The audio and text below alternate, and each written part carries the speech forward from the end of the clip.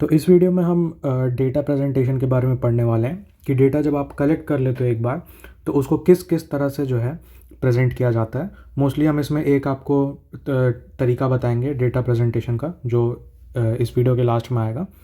तो बेसिकली क्या होता है कि अगर आप डेटा कलेक्ट कर लेते हो, after collection of data the investigator has to find ways to condense the data in order to study its features. Data आप कलेक्ट करते हैं, बहुत ज़्यादा डेटा होता है, ठीक है। अब वो डेटा अगर आप किसी के साथ शेयर करोगे तो उसको उसका ज़्यादा मतलब समझ नहीं आएगा। हमें वो डेटा कंडेंस करना होता है, मतलब उसको सिंप्लीफाई करना होता है, थोड़ा छोटा करना होता है डाइजेस्टेबल पीसेस में, ताकि आप जो है किसी के साथ उसका वो डेटा जो है वो शेयर कर सको, या डेटा का जो मीनिंग निकल रहा है वो शेयर कर सको। तो जब हम डेटा को किसी स्पेसिफिक तरह से अरेंज करते हैं, प्रेजेंट करते हैं, तो उसको हम प्रेजेंटेशन ऑफ डेटा कहते हैं। Such an arrangement is called presentation of data, जिसमें आप डेटा को कंडेंस कर रहे हो, ठीक है, ताकि कोई भी रीडर जो है वो डेटा को आसानी से समझ सके। अब यहाँ पे देखिए, हमें एक टर्म जो है रॉ डेटा वो पहले समझना चाहिए। रॉ डेटा क्या होता है कि डेटा जिस तरह से कलेक्ट किया गया है, अगर एज इट इज़ रखा गया है तो उसको रॉ डेटा कहते हैं। Data which is presented as it has been collected, ठीक है, उसको प्रेजेंट वैसे ही किया जा रहा है जिस तरह से उसको कलेक्ट किया गया है, as it has been collected without any refinement is called raw data. Refinement का मतलब यहाँ पे अभी इसको कंडेंस या सिंप्लीफाई नहीं किया गया, एज इट इज़ बस लिखा हुआ है। एग्जाम्पल देखेंगे तो अभी आपको समझ आएगा। Raw data can be arranged in one of the following veg. अब जैसे डेटा, हम आपको पता होगा, हमने पिछले भी वीडियो में बताया है कि जो हम स्टैटिस्टिक्स में जो डेटा की बात करते हैं ये न्यूमेरिकल डेटा होता है, नंबर्स होने चाहिए, ठीक है। क्या कहते हैं, हम उन चीज़ें जो जो क्वालिटी होती हैं जिनको हम नंबर से असाइन नहीं कर सकते वो हम स्टैटिस्टिक्स में नहीं पढ़ते हैं, ठीक है। तो अगर आपके पास न्यूमेरिकल डेटा है तो आप उसको अलग अलग तरीके से अरेंज कर सकते हो, जैसे कि सीरियल या अल्फ़ाबेटिकल ऑर्डर में, ठीक है, असेंडिंग या डिसेंडिंग ऑर्डर में। तो ये सिंपलेस्ट चीज़ें होती हैं जो दिमाग में पहले आती हैं कि अच्छा, अगर आपने कुछ न्यूमेरिकल डेटा कलेक्ट किया तो उसको कैसे आप प्रेजेंट कर सकते हो या अरेंज कर सकते हो, ठीक है।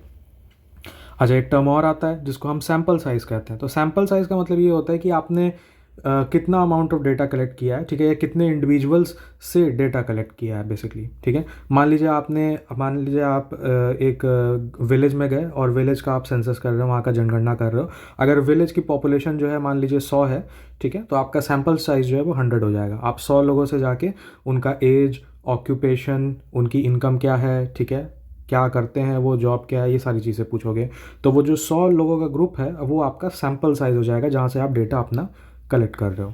तो सैम्पल साइज यही होता है कि the number of individual data points from which the data has been collected. ध्यान दीजिएगा, individual data points. Individual data points का मतलब है कि हर एक पॉइंट जहाँ से आपको डेटा मिल रहा है। जैसे अगर आप सेंसस कर रहे हो, जनगणना कर रहे हैं, तो हर एक आदमी जिसका आप जाके एज, ऑक्यूपेशन, इनकम पूछोगे तो वो एक डेटा पॉइंट हो जाएगा, ओके। और फिर जितने लोगों से आप ये डेटा कलेक्ट करोगे तो वो सारे जो लोग हैं मिला के आपका वो सैम्पल साइज़ हो जाएगा, ये बेसिकली पॉपुलेशन साइज़ हो जाएगा, ओके। तो जैसे यहाँ पे हमने एक एग्जांपल दे रखा है, तो एग्जांपल है कि मार्क्स ऑब्टेन्ड बाय 30 स्टूडेंट्स, ठीक है। तो 30 स्टूडेंट्स हैं यहाँ पे, तो हमारा सैम्पल साइज 30 हो गया, 30 स्टूडेंट्स का हमने मार्क्स लिया है। In a class test out of 50 marks, 50 marks का टेस्ट हुआ है, उसमें बच्चों के कितने मार्क्स आए according to their roll numbers are. तो यहाँ पे ऐसे देखिए, रोल नंबर के अकॉर्डिंग सारे बच्चों का मार्क्स लिखा हुआ है। 30 स्टूडेंट्स हैं तो रोल नंबर 1 से लेकर 30 तक का हर बच्चे का मार्क्स यहाँ पे लिखा हुआ है। तो ये जो डेटा है इसको हम रॉ डेटा कह रहे हैं, क्योंकि देखिए इसमें कोई चेंज नहीं किया गया है, एज इट इज़ जैसे डेटा आपको मिला है हमने डेटा जो है एज इट इज़ प्रेजेंट कर दिया है, कोई चेंज नहीं किया है। तो पहला जो चीज़ है हम कर सकते हैं कि हम जो है वो डेटा को सीरियल या अल्फ़ाबेटिकल ऑर्डर में लगा सकते हैं। तो सीरियल नंबर के यहाँ पे हम बच्चे का रोल नंबर यूज़ कर सकते हैं, ठीक है। तो अरेंजमेंट इन सीरियल ऑर्डर में हम क्या कर रहे हैं कि this arrangement will give us the idea of individual achievement. Individual achievement मतलब कि मान लीजिए कोई स्टूडेंट है, उसका रोल नंबर 5 है, तो रोल नंबर 5 जो स्टूडेंट है उसके कितने मार्क्स आए हैं, तो वो स्टूडेंट का इंडिविजुअल अचीवमेंट है। तो ये अरेंजमेंट जो है वो रोल नंबर के अकॉर्डिंग उस बच्चे का इंडिविजुअल अचीवमेंट जो है वो बता रहा है कि बच्चे ने आउट ऑफ 50 मार्क्स कितना स्कोर किया है। बट इसमें क्या होगा कि आपको क्लास एवरेज, ठीक है, या किसने बेस्ट परफॉर्म किया है उसके बारे में उतनी ईजिली इन्फॉर्मेशन नहीं मिलेगी। हाँ, आप देख के गेस कर सकते हो या देख के जज कर सकते हो कि हाँ ये वाला जो रोल नंबर उसने हाईएस्ट परफॉर्म किया है, बट वो डेटा ऑब्टेन करना उतना ईजी नहीं होगा। तो देखिए यहाँ पे यार सीरियल नंबर या रोल नंबर के अकॉर्डिंग जो है मार्क्स अरेंज किए गए हैं, ठीक है। तो रोल नंबर 1 से लेकर 30 तक आप देख सकते हैं, यहाँ पे हर रोल नंबर के सामने बच्चे का मार्क्स लिखा हुआ है, ओके। तो यहाँ पे आप इस तरह के डेटा प्रेजेंटेशन से आप इंडिविजुअल अचीवमेंट देख सकते हैं। जैसे फॉर एग्जांपल रोल नंबर 5 के 19 मार्क्स आए हैं आउट ऑफ 50, ठीक है। तो यहाँ पे आप इंडिविजुअल अचीवमेंट जो है वो देख रहे हो। अब ध्यान दीजिएगा, पिछली वीडियो में हमने आपको बताया भी था कि जो स्टैटिस्टिक्स होता है वो इंडिविजुअल का स्टडी नहीं होता है, वो पॉपुलेशन का स्टडी होता है। ठीक है, हम किसी एक इंडिविजुअल डेटा पॉइंट को स्टडी नहीं कर रहे हैं, हम पूरे सैम्पल साइज़ को हमें स्टडी करना है। तो ये जो डेटा प्रेजेंटेशन है ये उतना यूज़फुल नहीं है हमारे लिए यहाँ पे।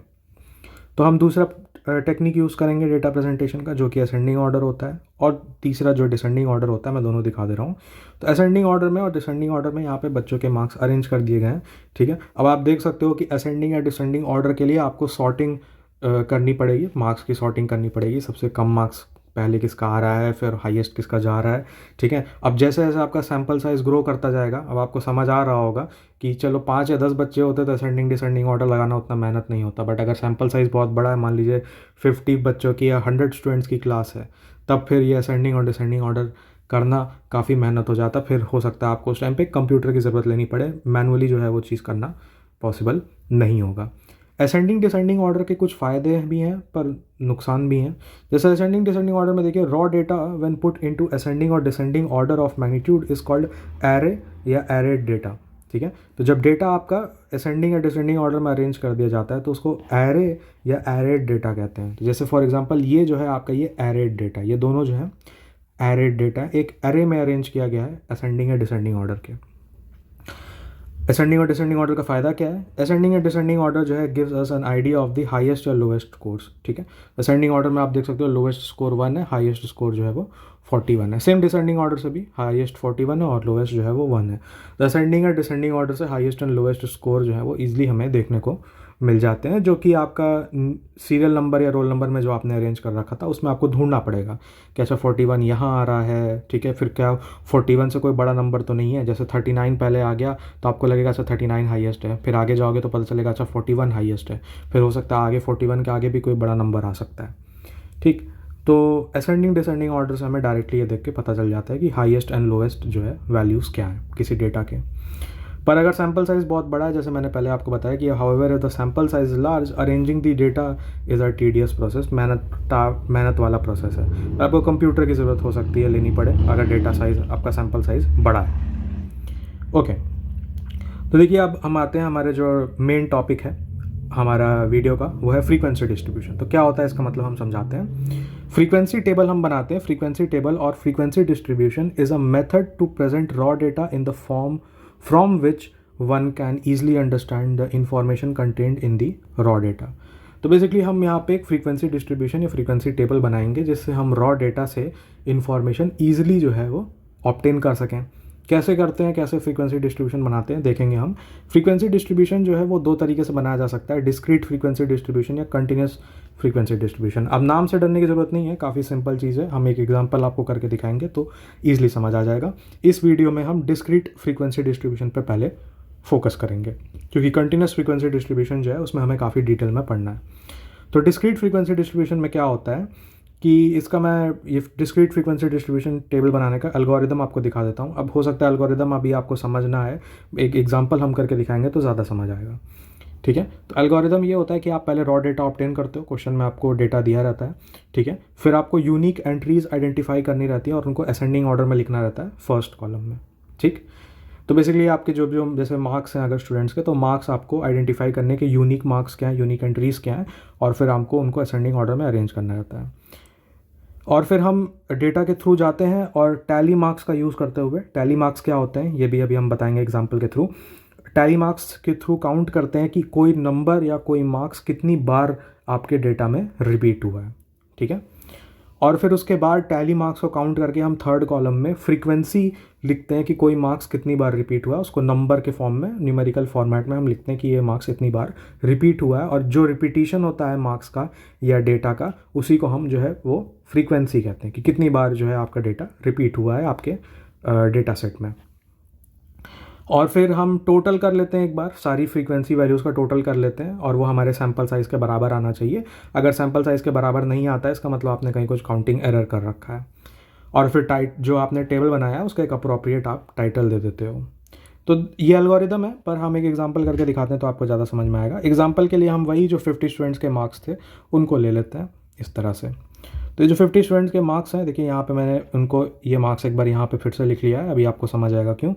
और फिर यहाँ पे देखिए मैंने 3 कॉलम भी बना लिए हैं, पहले मार्क्स, फिर टैली मार्क्स और फिर उसके बाद नंबर ऑफ़ स्टूडेंट्स। तो पहला जो एल्गोरिदम वो ये था कि आप डेटा के थ्रू जाओगे और जो यूनिक एंट्रीज़ हैं उनको आइडेंटिफाई करना है। तो अगर आपको याद होगा मार्क्स जो है स्टूडेंट्स के वो आउट ऑफ 50 दिए गए हैं, ठीक है। तो मार्क्स जो है स्टूडेंट का 0 से लेके 50 तक जा सकता है, ठीक है। तो हम देखेंगे 0 तो नहीं है कोई मार्क्स, फिर 1 आता है तो 1 लिखेंगे, ठीक है। अब देखिए 1 वाले जो मार्क्स हैं वो रिपीट हो सकते हैं, जैसे यहाँ पे मार्क्स 1 आ रहा है, ठीक है, और इस तरह से यहाँ पे भी 1 आ रहा है, तो रिपीट हो रहा है, बट हमको केवल यूनिक एंट्रीज लिखनी है, मतलब कोई ऐसा नंबर जो एटलीस्ट एक बार आ रहा है उसको हम लिखेंगे। अब 0 नहीं आ रहा था कहीं भी तो हमने 0 नहीं लिखा है। फिर उसी तरह से आप 2 देख सकते हो, तो 2 आपको नहीं दिखेगा, 3, 4, 5 आपको दिख रहा है, यहाँ पे देखिए 5 यहाँ पे है और यहाँ पे है, तो 5 मैं लिख लूँगा। और इसी तरह से आप गो थ्रू कर सकते हो। अब मैंने यहाँ पे मुझे पता है तो मैं लिख ले रहा हूँ। फिर आपके पास आप 6, 7 आपको नहीं मिलेगा, 8 मिलेगा, ठीक है। फिर 9 नहीं मिलेगा, 10, और उसी तरह से आप डेटा में गो थ्रू होते जाओगे तो 12, 17, 19, 21, 25, 33, 39, 40 एंड 41, ये आपके यूनिक एंट्रीज आपको दिखेंगे, ठीक है। इनके अलावा और कोई मार्क्स आपको नहीं दिखेगा। तो आपको जो यूनिक एंट्रीज थे वो आइडेंटिफाई करने थे, ठीक है। जैसे 39 जो है वो यहाँ पे लिखा हुआ है मैंने, और आप देख सकते हो असेंडिंग ऑर्डर में लिखा हुआ है। तो ये हाँ थोड़ा सा आपको मेहनत लगेगी यहाँ पे, ठीक है। यूजुअली डेटा इतना बड़ा नहीं दिया रहता है एग्जाम में जब आपको डिस्क्रीट टेबल बनाना रहता है। मैं यहाँ पे एक एग्जाम्पल लेके दिखा रहा हूँ, ओके। तो मैंने जितने भी यूनिक नंबर्स थे वो मैंने मार्क्स वाले कॉलम में लिख लिए हैं। अब मुझे टैली मार्क्स लगाना है। टैली मार्क्स का मतलब होता है कि कोई नंबर कितनी बार रिपीट हो रहा है। अब ये इंपॉर्टेंट है, इसको देखिए टैली मार्क्स हम कैसे बनाते हैं। तो सबसे पहले 39 आया है, तो 39 को मैं कट कर दूंगा। कट करने का मतलब है कि मैंने उसको अपने डेटा टेबल में इंक्लूड कर लिया है। 39 को कट करूँगा मैं, और 39 वाला जो कॉलम है, ठीक है, 39 वाला जो रो है उसके सामने मैं एक टैली मार्क बना दूंगा, इस तरह से लाइन बना दूंगा मैं कि मैंने 39 का एक जो एंट्री है मैंने यहाँ काउंट कर लिया। अब इसी तरह से मुझे जो है इस पूरे डेटा टेबल में गो थ्रू होना है। तो फिर 25 आ रहा है, तो 25 को मैंने कट किया और 25 मैंने यहाँ मार्क कर लिया। 5 आया, 5, 33, इसी तरह से गो थ्रू होते जाएंगे। 19, 21, 12, 41, 12 देखिए दोबारा आ रहा है तो 2 बार लगा दिया। 21 हमारा फिर से रिपीट हुआ, ठीक है। 19 भी रिपीट हुआ।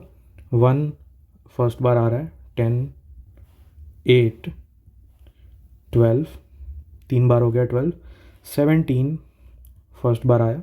19 तीसरी बार आ रहा है। 17 देखिए फिर से आ रहा है, अच्छा दूसरी बार फिर से 17 आ रहा है थर्ड टाइम। 41 हमने यहाँ लगा दिया। 40 को कट करते हैं। 40 यहाँ पे। 12, 41 3 बार। 33 2 बार आया। 19 देखिए 4 बार हो गया। 21 यहाँ पे। 33 कट करके मैंने यहाँ लगा दिया। 5 यहाँ पे। 1 यहाँ पे। 21 जो है यहाँ पे मेरा 4 बार आ रहा है। तो देखिए इस तरह से टैली मार्क्स लगा देते हैं हम, ठीक है। ये टैली मार्क्स होते हैं आपके इस तरह से।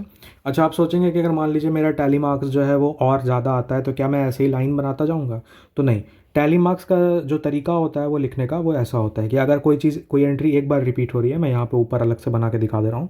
कोई एंट्री अगर एक बार रिपीट हो रही है तो 1, 2 बार रिपीट हो रही है तो 2 लाइन बनाएंगे, 3 बार रिपीटेशन के लिए 3, 4 रिपीटेशन के लिए 4 लाइन।